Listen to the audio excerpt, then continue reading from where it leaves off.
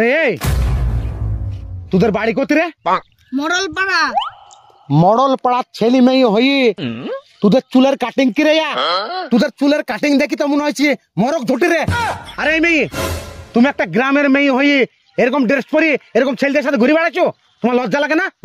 লজ্জা কেন লাগবে? ড্রেস আপন আপন রুচি। আপন আপন রুচি। এই চুলে এসব কি বাঁধা রে? খোল। গাডার বেঁধে থুছে, গাডার বেঁধে থুছে। স্টাইল দেখো, যত নামা ফুটানি। এখন উল্টো পাল্টা কাটিং করে গ্রামে ঘুরবি, ঠিক আছে? নিজে বসে কাটিং করছে, আপনার কি? আরে ইয়া লোক ভালো না, সব বাড়ির সাথে কাজ করে বেড়ায়। চপাইছো চুপ, চামড়া খুলে দেবো। এরকম কাটিং করে যদি গ্রামে ঘুরে বেড়াইস, কেমন যা সেলুনে যাই ঠিকঠাক কাটিং করবি, ঠিক আছে?